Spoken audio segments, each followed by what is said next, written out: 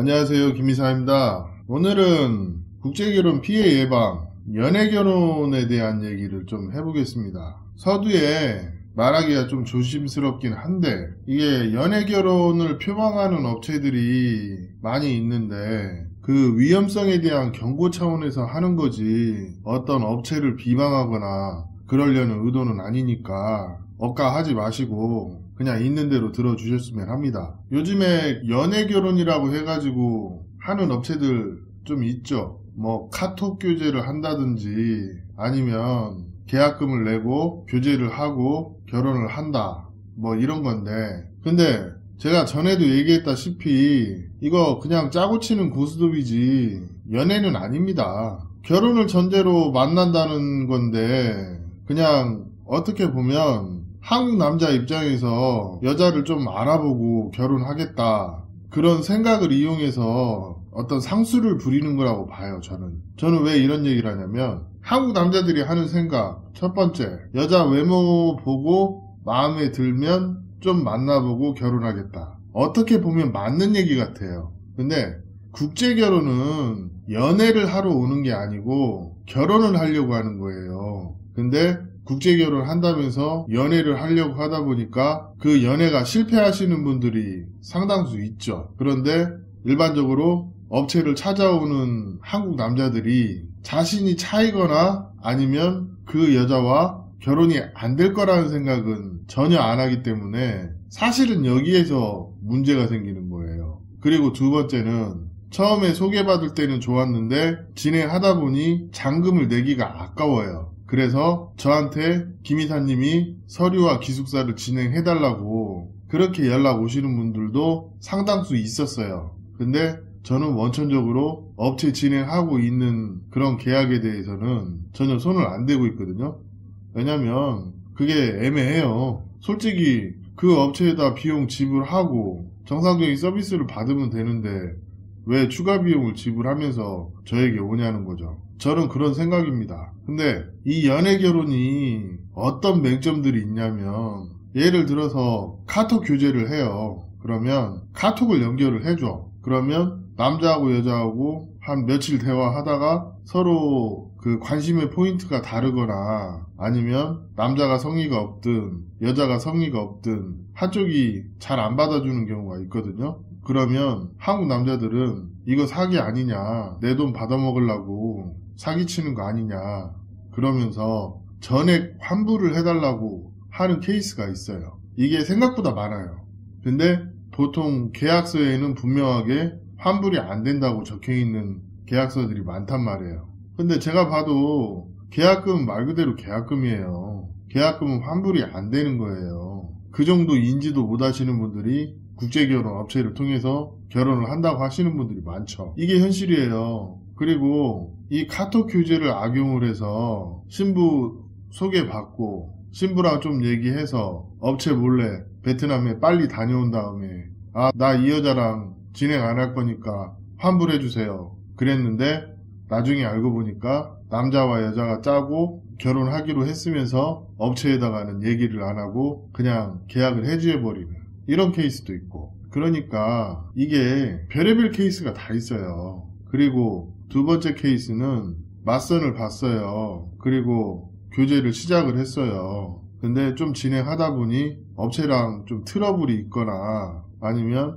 업체의 미숙한 진행으로 인해서 업체가 신뢰가 안 가서 개인적으로 진행을 하겠다 이런 분도 있고, 근데 중요한 건 이거예요. 한국 신랑이 나쁜 의도로 그렇게 접근하시는 분도 있지만 또 한편으로는 베트남 여자들이 업체의 관리를 회피하려고 신랑을 꼬드겨서 계약을 해지시키는 사례가 있거든요. 이런 부분들이 생각보다 많아요. 그럼 나중에 어떻게 되냐, 뭐 업체에서도 얼굴 붉히기 싫으니까 적당한 선에서 타협을 하고 계약을 해지를 해주는 경우도 있거든요. 그럼 그때부터 호구되는 거예요. 뭐 전통결혼 비용 업체에 소개할 때 남부 기준으로 한 1억 동 정도에 많이 합의를 보는데 요즘 분위기로 봤을 때 남부 1억 동이 그렇게 과한 게 아니에요. 개인 결혼하시는 분들은 한 2억 동 정도 그 정도에서 많이 하니까. 그럼 계약을 해지하고 신부랑 개인적으로 진행을 하기로 하면 그 상황에서 어떤 중재자나 진행자가 없는 상태에서 진행을 하다 보면 신부의 과도한 요구가 그때부터 나타나는 경우가 많아요.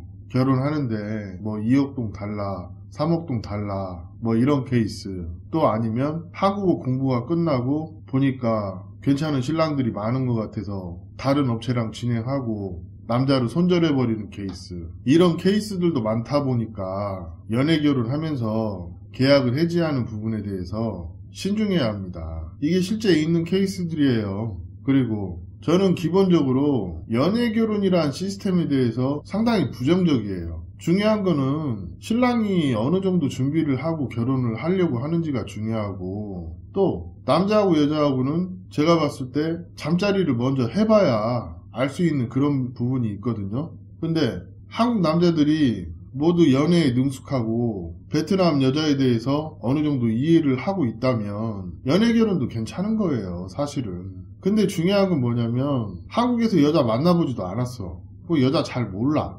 그런데 연애를 하겠대. 그거 연애 안 되시는 분들은 베트남에 와서도 연애 안 되시는 분이 한 7, 80% 이상이에요. 사실이 그렇습니다. 그러다 보면 뭐 업체가 의도하는 거하고 상관없이 여자 몇 번 만나다가 여자한테 차이기도 하고, 또 본인이 막상 연애를 해보니까 여자가 그렇게 자기한테 살갑지 않으니까 쉽게 얘기하면 자기가 원하는 만큼 자신한테 살갑게 안 한다는 거죠. 그렇다 보니까 눈 돌려서 다른 여자 진행한다고 하고, 그럼 뭐 계약금은 뭐 그대로 유지가 된다 하더라도 자기가 몇 번 다니면서 썼던 돈들 그거 그냥 다 날리고 다시 하는 거죠. 그런 부분들이 생각보다 리스크가 커요. 왜? 연애라는 건 기본적으로 한국에서 여자 만나보신 분들이 하는 거고, 제가 봤을 때는 여자 잘 모르시는 분들은 연애보다는 뭐 속성결혼이 좋네 나쁘네 그런 얘기 많긴 하지만 이게 국제결혼 전체 진행을 어떤 교제의 과정으로 봐야지, 국제결혼 진행에 대해서 잘못 이해하시는 분들이 뭐 약혼하고 그런 과정을 속성결혼이라고 폄하하는데, 이 국제결혼 시스템이 제대로 갖춰진 회사는 사실 속성결혼이 아니에요. 왜냐면 한국에서 갈 때부터 신부 매침하고 상담하고 그 다음에 맞선 보고 이런 식으로 진행이 되는 프로세스가 똑같아 하더라도 사실은 업체가 운영하는 노하우에 따라서 그게 속성결혼이 될 수도 있지만 그냥 정상적인 결혼이 되기도 하고, 그런 부분이 말장난 같지만 사실 그런 부분이 많이 있어요. 그렇기 때문에 제가 연애결혼이 의미가 없다는 얘기를 하는 거예요. 솔직히 뭐 연애결혼이라고 해서 그 여자랑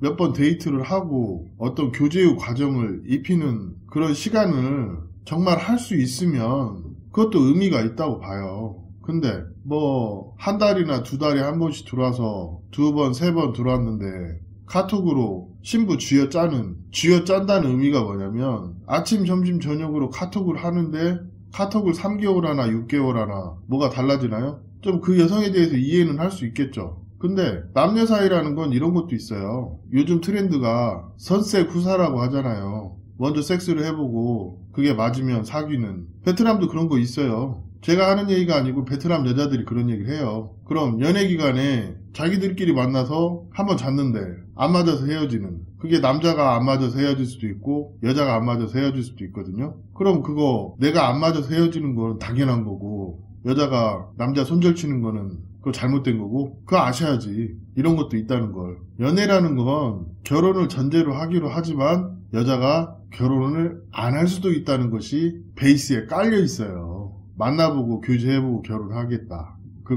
그런 맹점이 있습니다. 저희가 실제 맞선을 진행을 해봐도 여자분들이 자기는 약혼하고 첫날 밤 치르는 거에 대한 거부감이 있으니까 순서대로 교제하면서 진행하겠다. 그런 분들도 있어요. 그건 존중해줘요, 저희도. 중요한 거는 신랑이 여자를 보는 안목이 있냐 없냐가 중요한 거지, 본인이 여자에 대해 잘 모르는 상태에서 연애를 한다 해서 그냥 자기 매너리즘에 맞춰서 자기 암시를 하는 그런 케이스도 있기 때문에 연애를 모르는 사람은 오히려 그냥 적당한 여성 만나서 어떤 조력을 받아서 약혼을 하고 남자친구 내지는 남편 노릇이라도 제대로 하는 게 오히려 나은 케이스가 더 많아요. 그리고 쓸데없는 감정 소모 안 해도 되고, 신부들도 보면 성향이 갈려요. 아, 자기는 연애 같은 거 안 한다. 결혼할 거면 하고 말 거면 말고. 이런 여자도 제법 있거든요. 주로 좀 북쪽이 그러죠.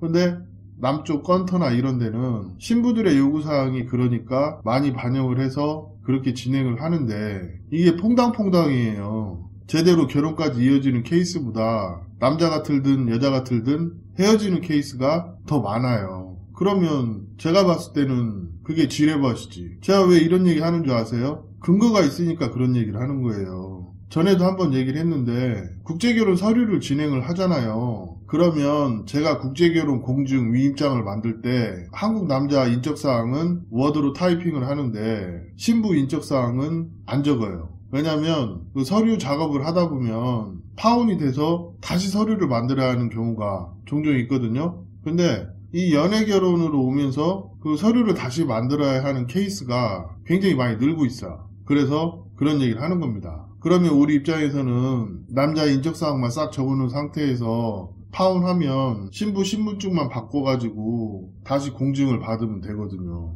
이런 게 좀 있어요. 그렇기 때문에 저희가 이런 얘기도 하는 거예요. 다 근거가 있습니다. 자, 국제결혼 피해 예방하시라고 제가 정확하게 안내를 해드려요. 내가 연애를 좀 해봤고 한국에서도 여자에 대해서 좀 겪어보신 분들은 연애 결혼을 가장한 짜고 치는 고스톱을 하셔도 아무 상관이 없어요. 근데 연애 결혼 방식이라고 하는 게 일반적인 국제결혼 중개 방식보다는 비용이 좀 더 들어갈 수 있다는 걸 알고 진행을 하시고, 또 업체가 재추진을 해준다 하더라도 그 데이트 비용이며 선물 사준 비용이며 이런 거는 보존해주지 않아요. 그렇기 때문에 이 부분에 대해서 충분히 인지하시고, 또 내가 여자를 잘 몰라요. 아니면 한동안 여자를 안 만났어요. 아니면 베트남 여자에 대해서 잘 몰라요. 그럼 한국 남자 중에 한 8, 90%는 이에 해당해요. 근데 이런 분들이 연애결혼이라는 짜고 치는 고스톱 진행 방식에 맞춰서 진행을 하면 반은 성공하고 반은 실패해요. 그런 리스크가 있다는 거를 충분히 인지를 하시고 진행을 하셔야 돼요. 그에 비해서 전통적인 방식으로 약혼을 하고 이 방식으로 진행하시는 분들은 파혼율이 생각보다 적어요. 의외로. 현실이 그래요. 한 7, 80%는 문제없이 진행이 됩니다. 이게 업체가 진행하는 진행자가 어느 정도 실력이 있으면 파혼이 생길 것도 막아주는 그런 게 있기 때문에 이 중개인의 경험치도 무시를 못하는 거예요. 그래서 새로운 방식이 꼭 좋은 건 아니기 때문에 한편으로는 내가 베트남 여자에 대해 잘 모르면 검증된 방식이 조금 더 나을 수도 있으니까 이 점 유의하시고, 국제결혼은 내가 안정감을 느낄 수 있는 그런 진행자랑 하는 게